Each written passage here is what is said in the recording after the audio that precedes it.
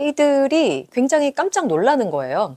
무엇을 보고 놀랐냐면 교재 영어 영상 보기, 책 읽기 뭐 알겠다. 그럼 이제 교재는 무엇을 써야 되느냐 이런 말씀들을 많이 하시잖아요. 그런 파닉스 수업만 하느라 나머지 일상이 무너졌다. 제가 보는 바람직한 영어 교육은 아닌 것이죠.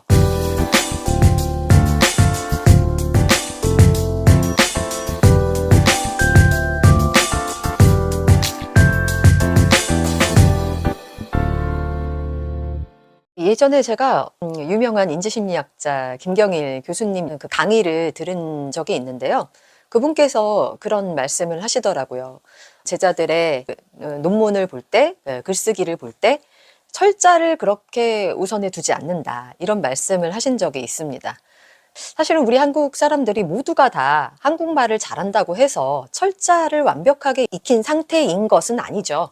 여러분들이 그냥 보시는 댓글을 읽어도 쉽게 아실 수 있는 부분이고, 작가님들이라고 해서 완벽한 철자법을 익히셔서 글을 쓰는 것은 아니죠.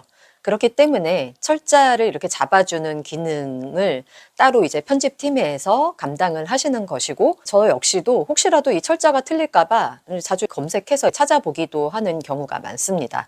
그러니까 그분이 말씀하시는 핵심은 뭐냐면 철자는 제일 마지막이라는 거예요. 그런 측면에서는 이 모국어 습득 방식의 영어 교육과 맥을 같이 하는 거라고 할 수가 있습니다.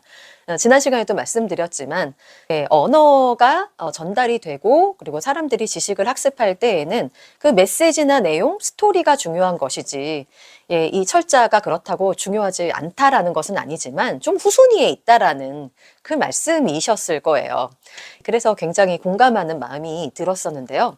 제가 예전에 고등학생 친구를 가르친 적이 있다고, 영어를 가르친 적이 있다고 몇 번 말씀을 드렸고, 이제 책에다가도 쓴 내용입니다만, 실제로 지금이라도 제대로 된 영어 좀 배우고 싶다 이러면서 찾아온 학생들이 있었어요.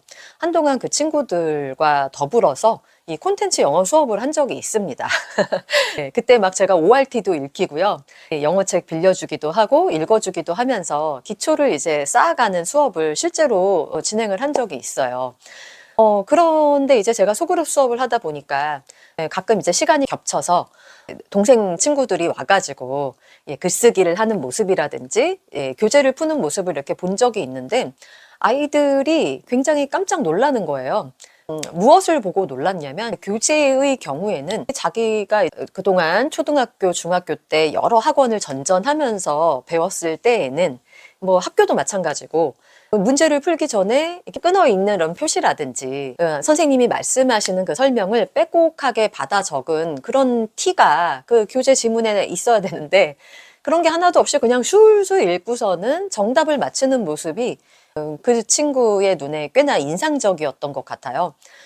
뿐만이 아니라 말하기나 글쓰기 아웃풋 같은 경우도 저는 이제 자유글쓰기를 좀 시켰었기 때문에 그런 글쓰기를 술술술 해내는 동생들의 모습을 보면서 굉장히 놀라워했던 그 기억이 있습니다.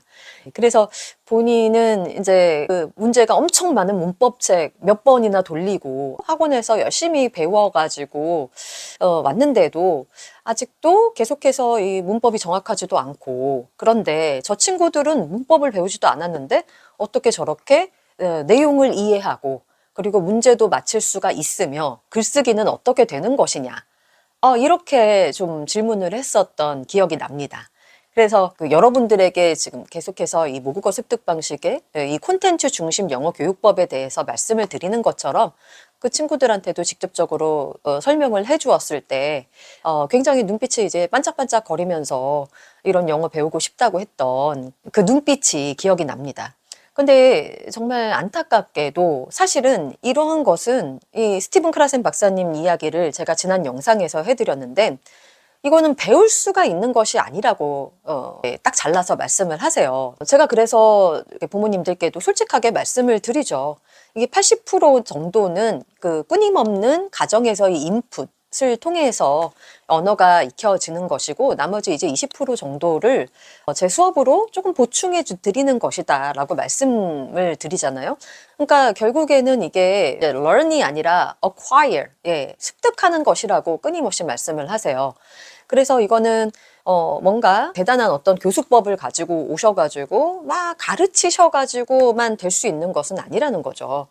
그렇기 때문에 중고등학교에 이 입시를 목적으로 하는 친구들에게 절대적인 어떤 인풋량을 무조건 부과할 수가 없기 때문에 이 이야기를 중고등학교 학생들한테 계속해서 강조해서 하기에는 무리가 있는 것이 사실입니다.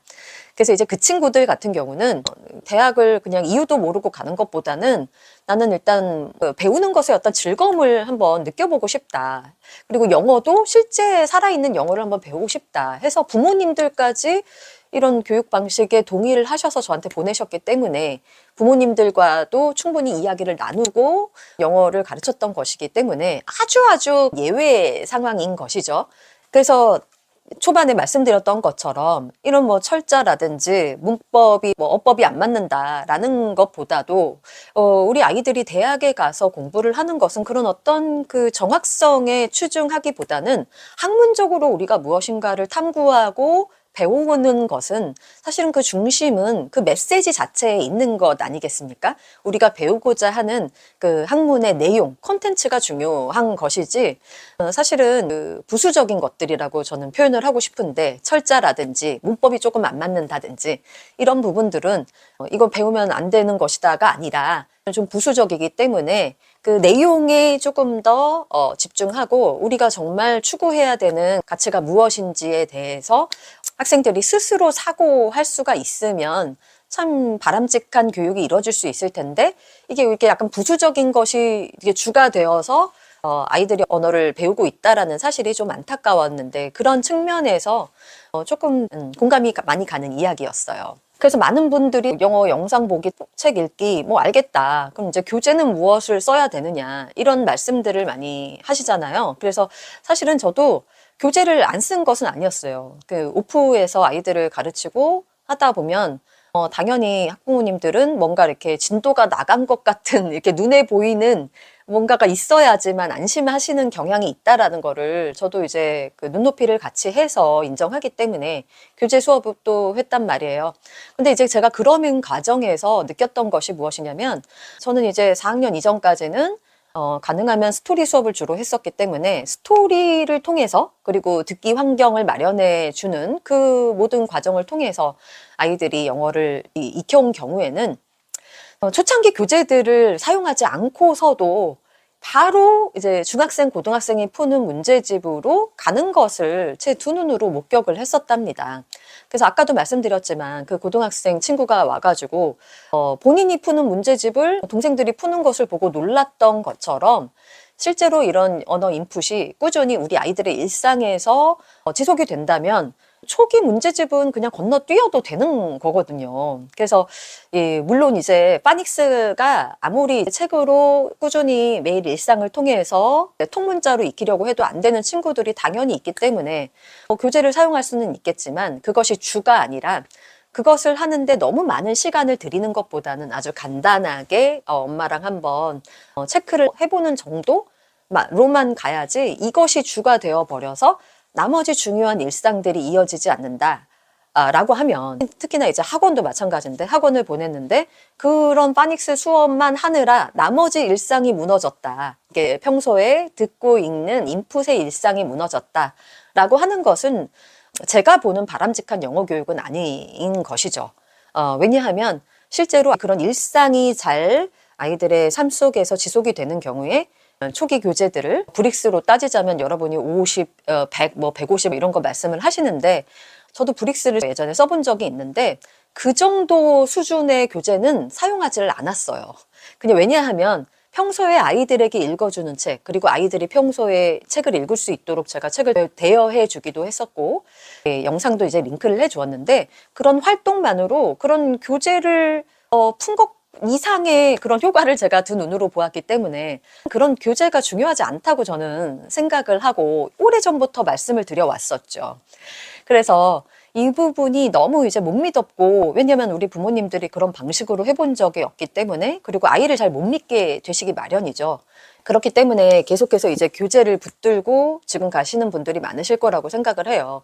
그래서 제가 아이들이 그것을 즐겁게 한다면, 영어 영상 보고 책 읽는 것만큼이나 즐겁게 한다면 굳이 그거를 안 할 필요는 없겠죠. 저번에도 말씀드렸지만 학원에서 그거를 뭐 재미있게 하고 있다면 안 할 필요는 없으나, 언어의 기능 자체를 목표로 하는 것이 아니라 언어를 통해서 무언가를 그 콘텐츠를 배우고자 하는 그런 목표를 가지고 여러분들이 아이들에게 영어 교육을 한다면 사실은 그런 것들은 부수적인 것이다 라는 것을 다시 한번 말씀드리고 싶습니다.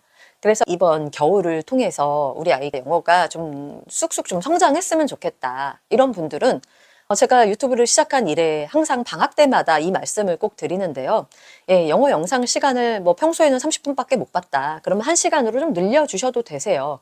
이제 건강한 울타리는 여러분들이 만들어 주셔야겠죠. 미디어를 사용하지 않고도 언어 소리를 듣고 외국인을 만날 수 있는 그런 환경이 있다면 굳이 이 미디어 안 하셔도 된다고 봐요, 저는. 뭐 외국에 지금 살고 계시는 그런 분들은 이제 책만 하셔도 되겠죠.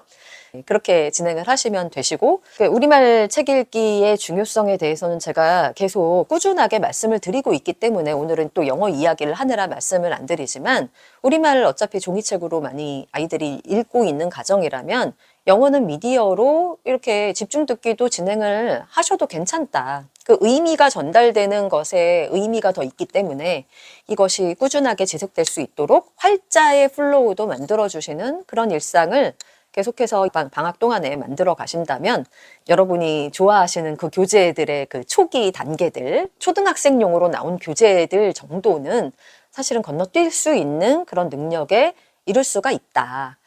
라는 점을 여러분들이 꼭 기억해 주셨으면 좋겠어요. 그래서 이번 방학에 여러분들이 꼭 해야 할 일이 있다면 늘 말씀드리는 것이긴 하지만 생각보다 많이들 이용 안 하시는 것 같아서 말씀드리는 건데, 도서관을 조금 학원처럼 엄마들께서 학원처럼 생각하셨으면 좋겠다. 학원을 중요하다고 여기시는 만큼 도서관을 중요하게 여기신다면 뭐 끝장난 거죠. 이만한 학원은 없다라고 저는 생각을 하기 때문에 도서관 이용을 아이들과 더불어서 이번 겨울에 아주 당연한 우리의 일상으로 만들어 가셨으면 좋겠고요. 그리고 쉬는 시간, 아이들이 그냥 편안하게 간식 먹으면서 쉬는 시간에 영상 보기 시간 좀 잡아주시는 것. 그리고 이제 마지막으로 제안드리고 싶은 것은 칠판.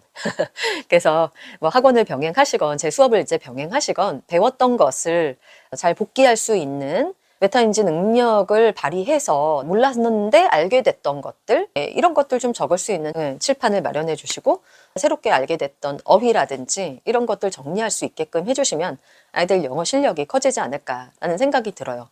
그리고 계속 오늘 그 고등학생 얘기 사례를 드렸는데, 중고등학생의 경우에 이번 방학에 그동안 계속해서 인풋의 환경을 마련해 주셨던 분들은 겨울 방학에도 시간이 조금 남을 거 아니에요. 그래서 동생들이랑 함께 영화도 보게 해주셔도 좋을 것 같고요. 영어 책 읽는 일상도 조금씩이라도 하루 한 챕터씩이라도 일상 잡아 가신다면 실제로 입시에도 큰 도움이 되기 때문에 여러분들이 이 부분을 믿고 진행하셔도 된다, 이렇게 말씀을 좀 드리고 싶습니다. 그럼 오늘 영상은 이것으로 마치고 저는 또 다음 시간에 다른 이야기 가지고 돌아오는 걸로 하겠습니다. 오늘도 시청해 주셔서 감사합니다.